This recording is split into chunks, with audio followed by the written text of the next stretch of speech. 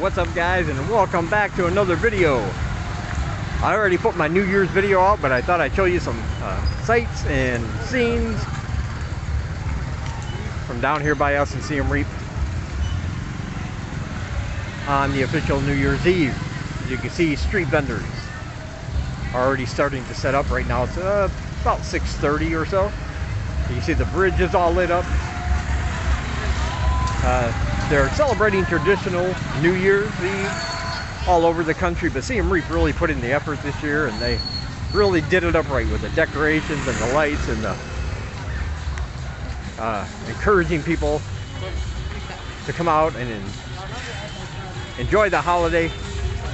And the main reason is because they're using this as an official, I guess you can say, celebration not only for New Year's, but to celebrate the reopening of the country starting in 2022. So it's people are celebrating after 2 years of being in hibernation almost. They're ready to come out, and there's been a lot of traffic all day. Look at the people up here. Look at that. But look at the bridge though. Woo, that's pretty, right? Anyway, as always, I want to say thank you to all my awesome supporters, especially for this last year. It really means a lot, and hopefully we can keep that going next year and have another fantastic season in Siem Reap, Cambodia. And if you want to be part of that family and help support my channel, I appreciate each and every donation, and I got links down below to my PayPal, buymeacoffee.com, or excuse me, not buymeacoffee, it's actually ko-fi.com. And you can also join my Patreon. And if you send a donation, hey, I'll send you a copy of my book if it's your first time doing so. And I'll also put you on my list to receive my weekly exclusive videos just for my supporters. Next one is coming out Sunday, so don't miss out on that. And of course, it's always very much appreciated. You help us keep doing what we do here. And without you guys, we wouldn't be able to do that. So I love you guys. Thank you. And now let's get on with the video.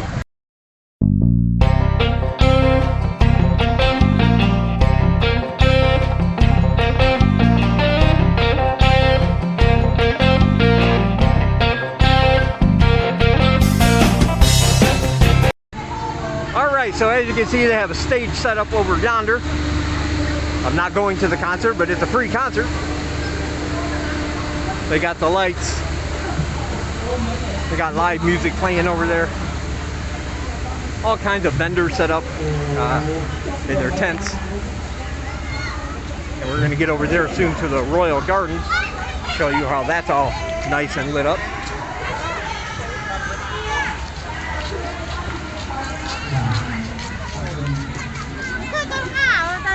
But over here, yeah, you can tell, look at the crowds.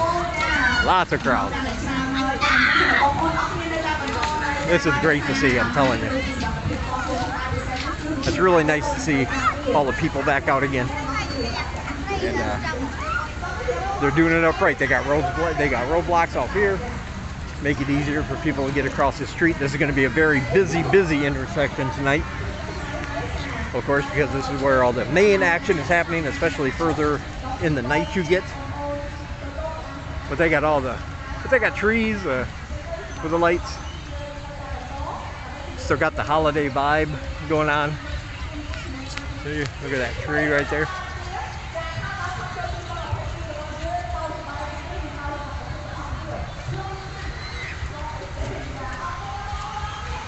Spotlights are up in the trees coming from over that way.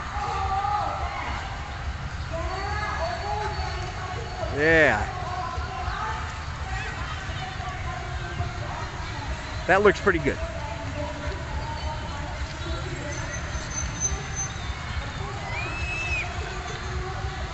People have been asking about any change yet on the e-visa situation, the E-type visa, and the answer is no. That's not what this video is about, but I just thought I'd put that out there. There is no change. Same rules still apply. You have to get it in your home country before you apply. No visa on arrival yet.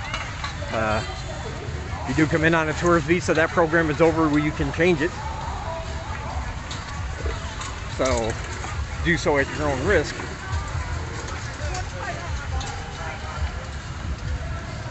Man, it smells awesome down here, man. We got stuff grilling. Look at all that. Amazing looking food. All up and down the line. Yeah, this is what it's about, man. They got all kinds of good stuff happening down here. I wish you could be here. And hopefully next year we'll have a lot more of you. Let's go down food court alley here. Get some popcorn if you want. But you got corn dogs, sandwiches, corn on the cob, eggs, coffee over there, meat on a stick over here. It's too much for me to take in with one camera. I can't do it. I can't keep up. So much food. The smells are amazing.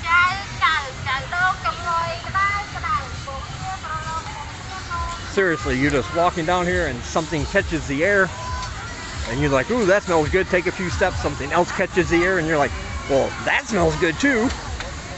I don't know how people can decide. I really don't. Hello. Where you go? I'm going to my friends. But there's no shortage of things to eat here. Ooh, we got grubs. Yeah. These things are good. Right there. Those are good, good, good. Looks like they got the crickets going and the grasshoppers. Man. Hey, what's up, man? Hey, how you doing? As you know, I'm all for eating bugs. Always have been. Believe it or not, most of the world eat some kind of insects as part of their culture or just part of survival, whatever you want to call it. But really, it's like North America is the only country that finds it disgusting or can't get past the fact that they're bugs, you know? We grew up, bugs are nasty, bugs are filthy. Don't put that in your mouth, my God, what's going to happen? But I can assure you that they're perfectly harmless and they are tasty. I promise you. Get yourself a bag of fried crickets for $1. You'll see these vendors downtown sometimes if you're out bar hopping. Just on little carts.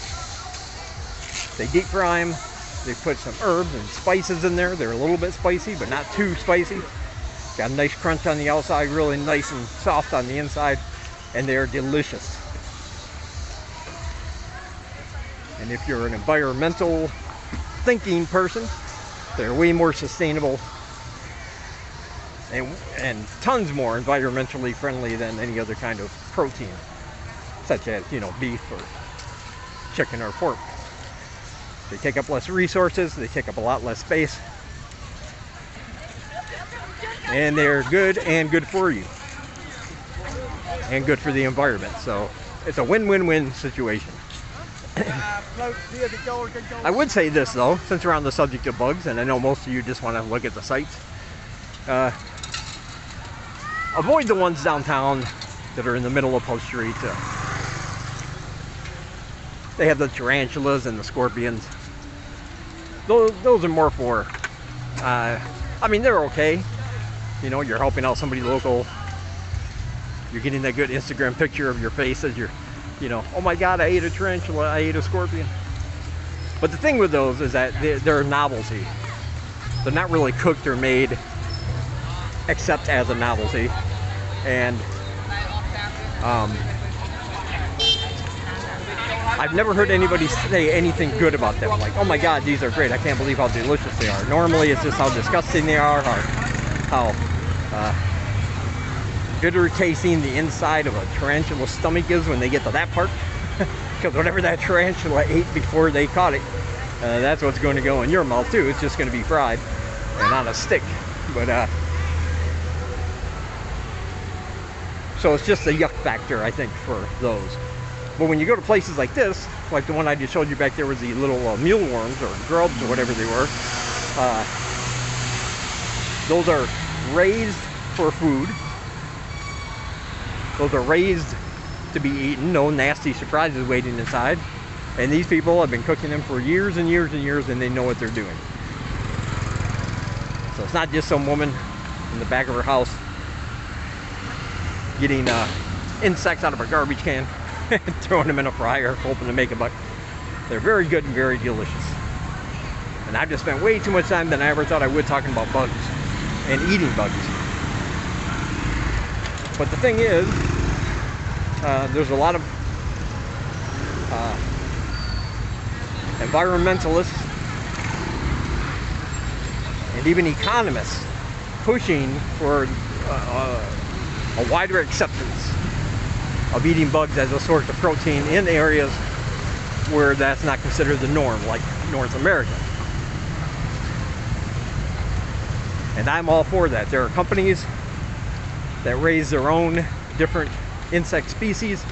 They make different concoctions out of them. You can get fried crickets and flavors just like you can potato chips. You know, you can get a Memphis barbecue flavor, get a salt and vinegar flavor, any kind of flavor you want. And they also have things like I believe it's black ant or red ant spices. Red ant, when it's ground up and made into a spice, has a citrusy flavor to it. People add that to dishes, different things, when they want that little extra citrus taste. And you can get that. I'll leave a link down below if anybody wants to go check out that company. You can get it delivered right to your door. They even have a monthly box if you want to sign up for it, that they'll send you a good variety of all different kinds of insect snacks for a very low price. So be sure to check out that link below and give it a try. I know it's not for everybody. I know that's a tough sell, but it's yeah, it looks like I'm gonna have to go all the way around here. But like I said, they're really, really delicious. They're really, really good for you. A lot of protein. They have more protein per pound for their size than any other animal. And like I said, less environmental impact. So something we can all get down. Alright, enough about all that. Gonna get out of the madness of this crowd and hopefully it's moving, and hopefully get to my destination. I'm not really a big crowd person. I don't enjoy too crowded. I like people around, but not too many. Too many people make me nervous. As you know, I'm not a touchy-feely guy. You get into a place that's too crowded and you're elbow to elbow, and even inadvertently people are going to be, you know, bumping you and touching you, and I'm just not into that.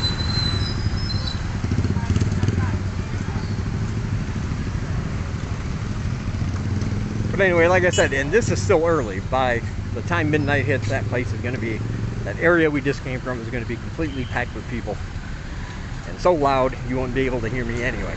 I'm pretty sure.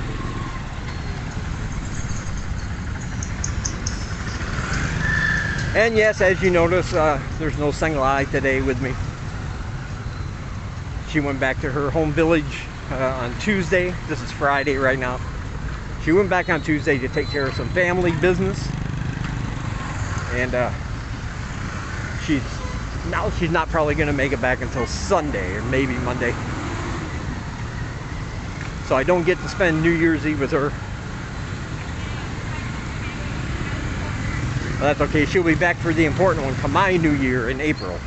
So we will celebrate together then for her country's own version of New Year.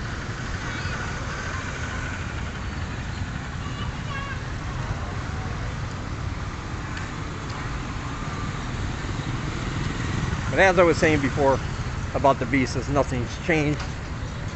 I know there are people who come over here on a tourist visa hoping that, you know, they can go 1 month, get it extended for another month, and by then maybe the government will have changed the, you know, how you do things. I mean, you could leave the country and go to Thailand, but there's going to be a week's worth of quarantine in Thailand.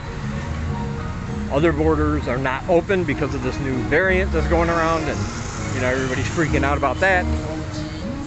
So just keep that in mind if you're coming over here on a long, you know, and want a long-term stay visa. That right now, as I speak, it's not an option unless you get it from your home country before you leave. So I just want to make that clear. However, there is good news. My buddy Steve, who told me about that destination TEFL course, he had a job offer in Phnom Penh. He didn't want to move to Phnom Penh, and he really didn't like the hours. A little bit more hours than you normally get in a teaching job. So he turned that one down, but he's had 5 or 6 offers since then, and he finally accepted one right here in Siem Reap. So yeah, less than 2 weeks done with his TEFL course, already secured a job. He starts on Monday, and he said everybody in his class has been offered jobs. The TEFL company is also a what do you call it, a placement service after you graduate. So be sure to study and do your homework so you can graduate.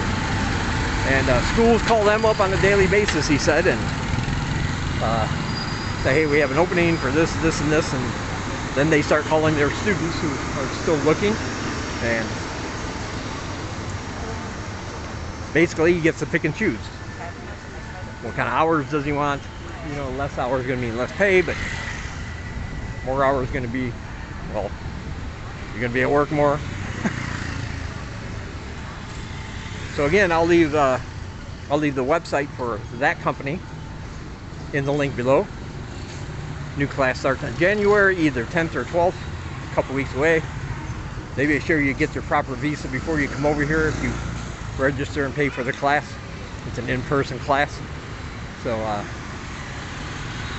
you get your visa all taken care of, you get your TEFL certificate. Come on over, you find a job if that's what you want to do. It's just an option, not the only way, but it is an option. And as always, check everything out for yourself first. Make sure it's all, you know, on the up and up.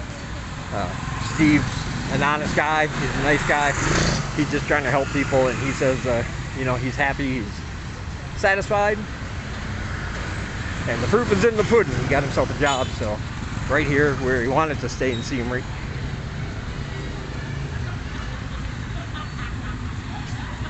So yeah, I recommend checking that out.